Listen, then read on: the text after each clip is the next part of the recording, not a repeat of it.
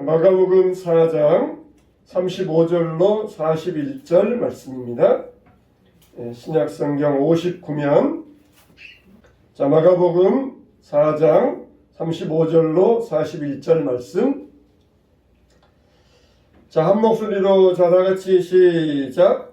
그날 저물 때에 제자들에게 이르시되 우리가 저편으로 건너가자 하시니 그들이 무리를 떠나 예수를 배에 계신 그대로 모시고 가매 다른 배들도 함께 하더니 큰 광풍이 일어나며 물결이 배에 부딪혀 들어와 배에 가득하게 되었더라.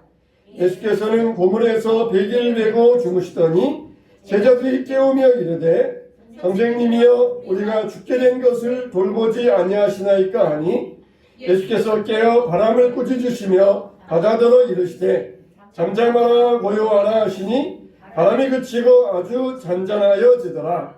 이에 제자들에게 이르시되 어찌하여 이렇게 무서워하느냐 너희가 어찌 믿음이 없느냐 하시니 그들이 심히 두려워하여 서로 말하되 그가 누구이기에 바람과 바다도 순종하는가 하였더라. 아멘. 은혜가 여러분의 모든 심령의 광풍을 잠재워 주시길 주님의 이름으로 축원합니다. 성경에는 바다 이야기가 많이 나와요. 바다 이야기. 왜 성경에 바다 이야기가 많이 나오겠습니까? 바로 우리 인생이 바로 바다와 같기 때문에 그래요. 우리가 인생 사는 것을 바다 항해와 비교하는 이 내용들이 많이 나오고 있습니다. 그래서 바다는 보면은 굉장히 생명이 풍성해요. 여러분, 우리가 가난한 사람들이 산에 사는 게 더 잘 먹겠습니까? 바다에 사는 게 잘 먹겠습니까? 가난한 사람들은 바닷가에 살면은 굶을 일이 없어요. 가면은 금방 나가면은 여러 가지 어패류도 캘 수 있고 물고기 잡을 수 있고. 그러니까 우리 옛날에 가난한 시절에도 바닷가에 사는 사람들은 이 단백질 같은 거 많이 먹었고 그랬어요. 그러니까 바다는 굉장히 생명이 풍성한 곳입니다. 우리가 물고기 일부러 기르지 않았는데도 물고기들이 많이 살고 있고 해초류, 어패류 이런 것들이 풍성한 바다가 생명이 풍성한 곳이에요. 그런데 이 바다는 또 우리의 생명을 위협하는 곳입니다. 평소에는 잔잔하고 그렇게 좋은 바다가 갑자기 막 풍랑이 일어나면은 아무리 노련한 뱃사람도 그 풍랑 가운데서는 빠져나올 수가 없는 그런 경우들이 있습니다. 그래서 인생을 바다에 비유를 해요. 인생은 바다를 건너는 것 같다. 어떨 때는 그냥 잔잔해서 편안하게 건너가지만 어떨 때는 막 풍랑이 일어나가지고 도저히 우리 힘으로는 그 파도에서 빠져나올 수 없는 그런 이 때가 바로 바다고 그게 바로 인생이다. 그래서 우리 인생을 바다에 많이 비유를 합니다. 자, 여러분, 예수님께서 제자들과 함께 풍랑이 있는 바다를 건너가게 되셨는데 첫째로 여기 보니까 언제 풍랑을 만났느냐는 거예요. 언제 풍랑을 만났느냐 그럴 때 그날 저물 때에 그랬어요. 그날 저물 때에 바로 밤입니다. 밤. 낮에 오는 풍랑보다 밤에 오는 풍랑이 더 무서워요. 우리가 이 보면서 위기를 당하면은 그래도 어떻게 물리칠 수가 있는데 안 보이는데 어떤 위기가 닥쳐오면은 이건 정말 위험합니다. 적들이 보이는 데서 공격해 오면은 막을 수 있는데 안 보이는 데서 적이 공격해 오면은 정말 위험해요. 그래서 이 깊은 밤에 풍랑을 만났다는 것입니다. 여러분, 우리가 항상 다니던 길도 안개가 낀다든지 밤이 오면은 두렵잖아요. 항상 운전하고 다니면서 매일 다니던 길인데 갑자기 안개가 끼면은 겁이 덜컥 납니다. 야, 이거 앞이 안 보이는데 갑자기 앞에 차가 나타나면 어떻게 하나? 갑자기 그냥 미끄러기가 나타나면 어떻게 하나? 그러면서 잘 아는 길인데도 어두워지고 안개 끼면은 굉장히 겁이 납니다. 잘 아는 길도 어두움 속에 밤에 찾아오려고 그러면은 골목길 찾아오려고 그러면은 자주 다녔던 길이지만 얼마나 겁이 나고 두려움이 생깁니까? 그런 것처럼 이 밤에 풍랑이 찾아왔다는 것, 인생의 밤에 그렇게 위기가 찾아왔다는 것, 이게 여기에서 우리에게 우리를 생각하게 하는 것들이 참 많이 있습니다. 그래서 우리도 인생의 밤에 풍랑이 찾아와요. 더 우리를 겁나게 하고 두렵게 하고 더 우리를 공포에 질리게 만드는 게 바로 이 인생의 풍랑이에요. 차라리 화날 때, 날이 밝을 때 어려운 일 생기면은 얼마든지 우리가 보면서 이겨낼 수 있지만 안 보이는데 어려운 일 생기면은 겁부터 나고 두려움이 생길 수밖에 없어요. 여러분, 큰 황소를 보면은 큰 황소도 어린아이가 꽃비를 잡아서 끌어가면은 어린아이에게 졸래졸래 따라갑니다. 물론 황소가 꽃비가 뚫려가지고 하기도 하지만은 황소는 눈이 왕방울만 하잖아요. 눈이 그냥 왕방울만 해가지고 끄뻑끄뻑 하잖아요. 그러니까 이 눈이 크니까 이게 보이는 게 실제보다 더 확대되어 보인다 그래요.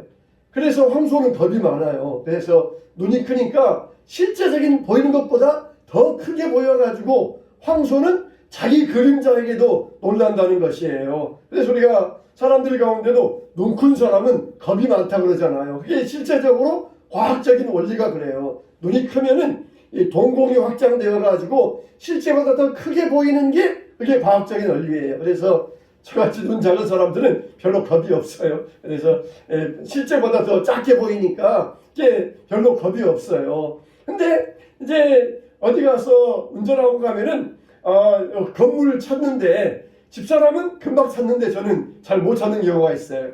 눈이 크면은 이렇게 금방 보이는데 눈이 작으니까 잘 안 보이고 그런 경우가 있어요. 근데 또 좋은 점은 또 겁이 없어요. 여러분, 우리가 어떤 걸 볼 때에도 야! 눈 크게 뜨고 똑바로 봐 그러잖아요. 눈 크게 뜨고 자세히 봐 그러잖아요. 이게 과학적인 원리예요. 눈을 크게 뜨면은 더 잘 보여요. 눈을 작게 뜨면 안 보이는데 이게 과학적인 원리예요. 그러니까 여러분, 우리가 하나님 말씀을 들을 때라든지 또 우리가 영적으로 천국을 바라볼 때라든지 우리가 또 성경을 볼 때 특히 여러분들 설교 말씀 들을 때는 눈을 크게 뜨고 들어야 돼요. 할렐루야. 할렐루야. 아주 경건한 척하면서 눈 감고 꼬박꼬박 그렇지 하면은 이거는 안 듣겠습니다. 그런 말과 똑같아요. 눈을 크게 뜨고 들어야 그래야 잘 들리고 잘 보이는 거예요. 우리가 하나님 나라도 우리가 성경 말씀도 눈을 크게 뜨고 봐야 돼요. 크게 뜨고. 그러나 우리가 어떤 세상의 유혹이라든지 또 세상의 이 고난이라든지 이걸 이겨올 때는 우리가 눈을 작게 떠야 돼요. 눈을 작게 감아야 돼요. 아예 안 보면 안 되니까 그때는 눈을 작게 떠야 돼요. 그러면은 세상의 유혹이나 고난이 오면은 이게 별거 아닌 것처럼 보여요. 그러니까 우리가 눈을 크게 뜨고 봐야 될 때도 있고 눈을 가늘게 뜨고 봐야 될 때도 있고 아예 눈을 감을 때도 있고 그럴 때가 있는 것이에요. 우리에게 그 밤에 고난의 풍랑이 다가올 때 우리는 어떻게 해야 돼요? 눈을 크게 뜨고 봐야 됩니다. 눈을 크게 뜨고 이 실체가 뭐냐? 보면은 아무것도 없잖아요. 그냥 바람뿐인데 우리가 거기에 겁을 먹잖아요. 눈을 크게 뜨고 보면은 이거 아무것도 아니네. 그러면서 우리가 겁을 안 내는데 야 어두워서 안 보이니까 우선 겁부터 내고 비명 지르고 그렇게 살잖아요. 우리가 살아가면서도 눈을 크게 뜨고 보면은 별게 아닌 것들이 많이 있어요. 그래서 이 깊은 밤에 풍랑을 만났을 때 제자들은 두려워가지고 소리를 지르면서 우리 다 죽었다 그러면서 겁에 질리고 말았어요. 깊은 밤, 어두운 밤에 여러분 문제가 있고 어려운 일을 당할 때 그때는 하나님 눈을 크게 뜨고 이 실체를 바라보게 하시고 겁내지 않게 하시고 두렵지 않게 해달라고 기도하시기를 축원합니다. 할렐루야. 두 번째로 그러면 왜 풍랑을 만났는가? 왜 풍랑을 만났어요? 예수님께서 제자들에게 우리가 저편으로 건너가자 그랬잖아요. 그러니까 지금 예수님 말씀 듣고 갔는데 풍랑을 만난 거예요. 아니 예수님 말씀 듣고 갔는데 왜 풍랑 만나요? 예수님께서 가자 그랬으면은 잔잔해야 되고 편히 가야 되는데 예수님께서 가자 그래서 갔는데 풍랑이 일어난 거예요.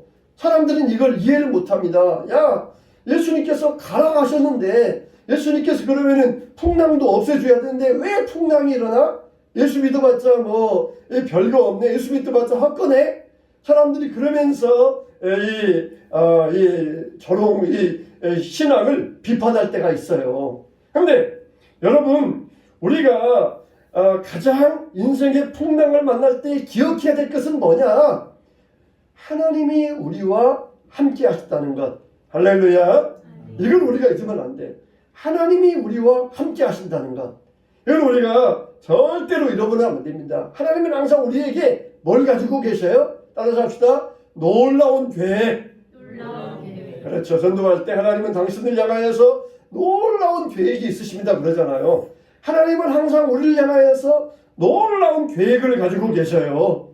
예수님께서 저편으로 건너가자 그렇게 이제 목적지를 지정해주고 가셨는데 도중에 어떤 일이 일어날 것인가 거기에 대해서는 구체적으로 말씀해 주지 않으셨어요. 가자.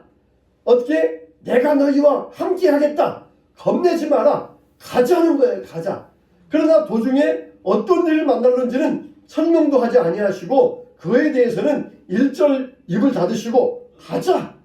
내가 너희와 함께 하겠다. 그러면서 사람들을 데리고 가시는 거예요. 요셉에게 해와 달과 11별이 자기에게 절하는 꿈을 보여주었잖아요. 그런데 그 꿈이 어떻게 이루어질 것인가 소상하게 설명해 주지 않아요. 그 꿈이 애굽에 가서 감옥에 갔다가 노예 생활하다가 그렇게 이루어질 것이다 설명해 주면은 요셉이 드디어 이제 올 게 왔구나. 그 다음 단계 또 오겠구나. 그러면서 겁내지 않을 터인데 분명히 해와 달과 11별이 절하는 꿈을 꾸었는데 그걸 이루어주겠다 하셨는데 어떻게 이루어질지는 모르니까 요셉이 이걸 몰랐던 것이에요. 우리가 그럴 때 걱정하잖아. 아니 하나님 약속이 하셨는데 이게 뭡니까? 왜 나를 감옥에 가게 하십니까? 그러면서 원망하지 않았어요. 요셉은. 그래 요셉이 하나님과 함께 하시니 어디 가든지 뭐 하였더라? 형통하였더라 그래요. 이게 바로 믿음의 비밀이에요. 하나님께서는 네가 가면은 지금 가면은 여기 가면은 지금 풍랑이 있을 거야. 저기 가면은 바람이 좀 불 거야. 저기 가면 비가 올 거야. 그렇게 말해주지 않으셔요. 가자 하시면서 내가 너희와 함께 하겠다. 가자 그러시면서 우리를 데리고 가시는 거예요. 하나님께서 아브라함에게 내가 너를 민족의 재상 축복의 통로 삼아 주시겠다. 그러면서 본토 친척 아비 집을 떠나라. 내가 너와 함께 하겠다. 그렇지만은 그 도중에 애굽에 내려가서 네 아내 뺏길 거야. 기근을 만나가지고 이 굶을 때도 있을 거야. 말해주지 않으셔요. 가자. 내가 너와 함께 하겠다. 그러면서 갔고 아브라함도 때로는 시험에 빠졌지만 그냥 눈을 그냥 크게 뜨다가 겁에 질려가지고 시험에 빠졌지만 그러나 끝까지 하나님을 의지하고 믿음으로 갈 수 있었던 것이에요. 모세도 하나님께서 가서 내 백성을 끌어내라. 그럴 때에 바로가 이렇게 했다가 마음이 왔다 갔다 하면서 네 속 괴롭힐 거야. 그렇게 말씀하지 아니하시고 가. 내가 너와 함께 하겠다. 지팡이 들고 가면은 내가 너와 함께 하면서 능력 행하겠다. 가.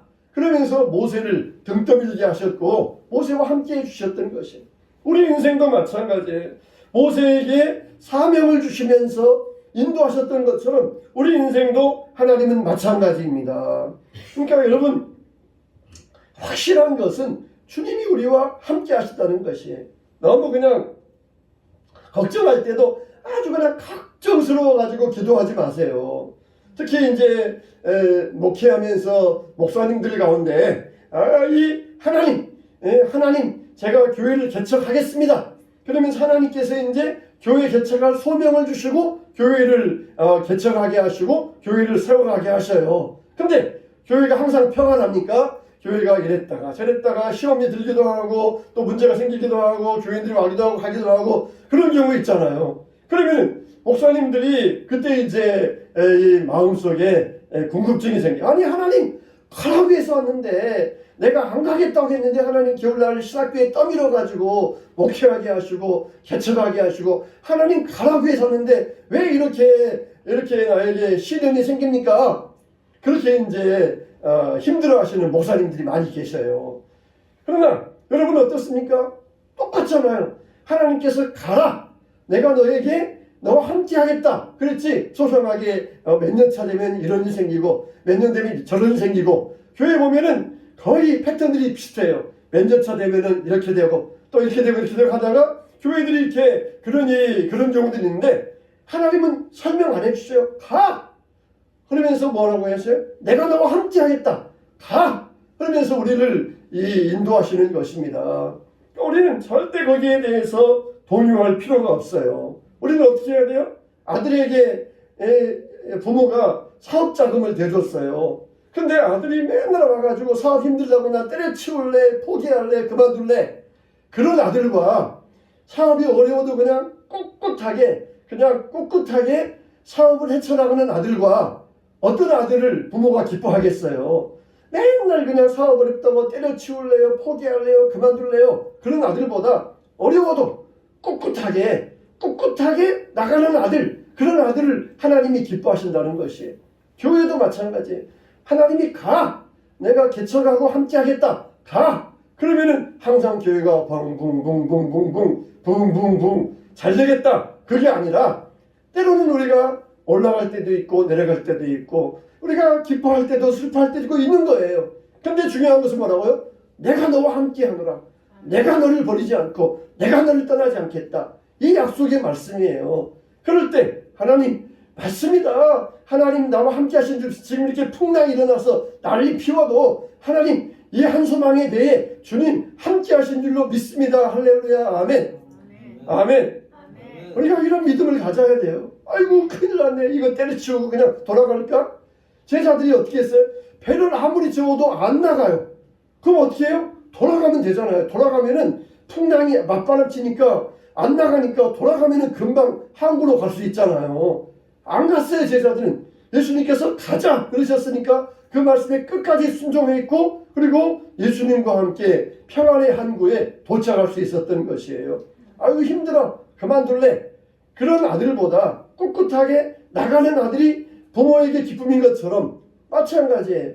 우리가 이 한소망 예배가 주님의 뜻을 따라서 주님과 함께 할 때에 주님께서는 풍랑을 잠잠케 하시고 결국은 소원의 항구로 인도하여 주시기를 주님의 이름으로 축원합니다.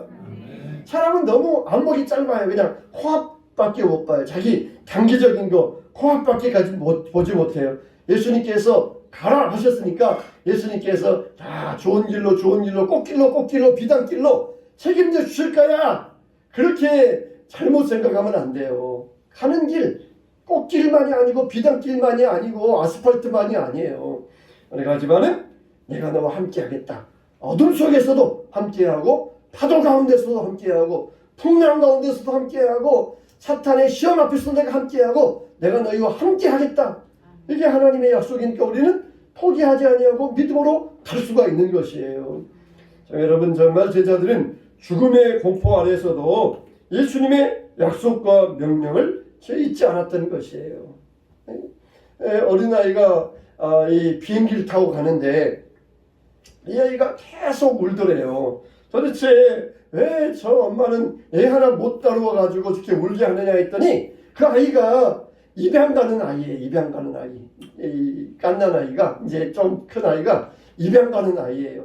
그러니까 이 아이는 지금 이 익숙한 환경을 떠나 가지고 배를 타고 비행기를 타고 낯선 곳으로 가니까 얼마나 겁나겠어요. 근데 실상은 자기를 키워줄 부모를 만나가지고 가는 이 편안한 길인데 이 아이는 그걸 모르니까 마음이 불안해가지고 계속 울어대는 것이에요. 우리가 내가 너와 함께 하겠다 할 때에 우리가 주님이 우리와 함께 하시면 믿는다면은 우리는 걱정하거나 두려워할 필요가 없는 것이에요. 그래서 이 고아에서 신분이 변화되어서 정식 자녀가 되는 것도 모르고 우는 아이와 같이 우리가 두려워하지 말고 담대하시기를 주님의 이름으로 축원합니다. 세 번째로 뭐가 있느냐? 그러면은 예수님은 어떻게 하셨느냐? 그랬을 때에 예수님은 고물에서 베개를 메고 주무셨더라 그랬어요. 여러분 풍랑 이는 바다에서 배가 흔들리는데 거기서 잠이 쉽게 오겠어요? 우리는 그냥 밤에 잠자려고 누우면 편안한 침대에서도 잠이 안 와가지고 이리 뒤척 저리 뒤척 하는데 그 배가 요동치는 거기에서 막 물이 들어가지고 옷이 젖는데 거기에서 잠이 오겠습니까? 근데 예수님은 너무너무 편하게 주무시고 계셨어요. 제자들과는 완전히 상반된 모습입니다. 제자들은 그냥 사색이 돼가지고 나중에 그러는데 예수님은 차나 없이 그냥 배에서 아주 곤히 주무시는 그런 모습. 그런데 제자들이 예수님을 깨우잖아요. 예수님 일어나셔서 우리 좀 살려주세요. 우리가 풍랑 일어날 때 어떻게 해야 돼요? 예수님을 깨워야 돼요. 예수님을 깨우세요. 주무시는 예수님 깨우세요. 예수님은 우리의 삶에 우리가 초청하지 아니하면은 예수님은 우리에게 적극적으로 오지 아니하십니다. 우리가 문제 있으면은 그냥 자동적으로 와가지고 딱 해결해주고 그러면은 어떻게 돼요? 버릇 나빠져요. 애들이 넘어질 때마다 부모가 와서 일으켜주고 그러면은 애들은 나중에 버릇 나빠져가지고 일어나는 법을 몰라요. 애들이 일어날 때까지 기다리셔요. 또 그리고 도와달라고 할 때까지 기다리셔요. 예수님은 우리가 힘들면은 자동적으로 와가지고 일으켜주시고 붙잡아주시고 그냥 어루만져주시고 그런 분이 아니에요. 우리가 도와주세요. 우리 삶에 찾아와 주세요. 나를 인도해 주세요. 적극적으로 이렇게 구해야만 예수님은 우리를 찾아오시고 우리 삶에 초청받아서 우리를 도우시는 하나님이시라는 겁니다. 여러분 우리가 이럴 때는 어떻게 해야 돼요? 예수님을 깨워야 돼요. 어떻게 깨워요? 기도로 예수님을 깨우는 거예요. 예수님 도와주세요. 모든 상황에서 예수님의 도움을 요청하시길 바랍니다. 우리가 소위 요즘 유행어만 말 가운데 투명인간 취급한다 그러잖아요. 투명인간 왕따시키기 위하여서 있는데도 없는 사람처럼 말도 안 걸고 그렇게 투명인간 취급받았다 그런 말 하잖아요. 근데 우리가 바로 그래요. 우리가 예수님을 투명인간 취급해요. 예수님이 분명히 우리 곁에 계시는데 예수님께 대화하고 도와달라고 요청하고 초청해야 되는데 투명인간 취급해가지고 어려운 일 있으면 그냥 한숨만 쉬고 있고 땅이 꺼져라 그냥 걱정만 하고 있고 사람들만 찾아다니고 있고 예수님은 완전히 투명인간 취급하고 있어요. 없는 분으로 취급하고 있어요. 예수님은 분명히 우리와 함께 하시는데 없는 분으로 취급하면은 예수님이 얼마나 서운해 하시겠습니까? 모든 상황에서 예수님께 도움을 구하라는 것이에요. 기도는 예수님과의 한 라인이에요. 한 라인.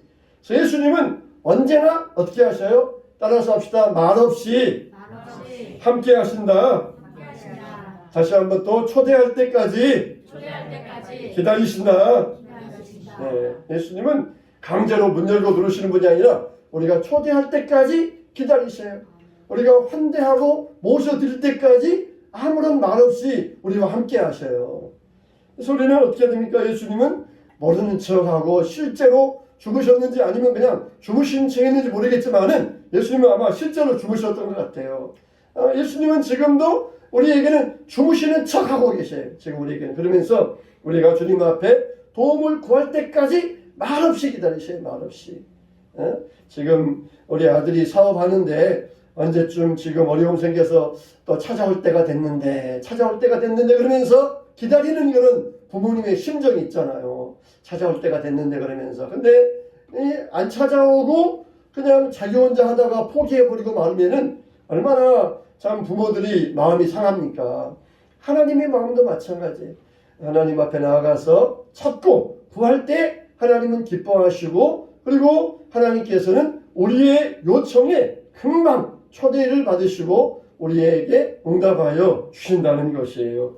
우리가 무엇보다도 가장 먼저 할 일은 뭐예요? 예수님을 깨우는 거예요. 예수님을 깨우는 것.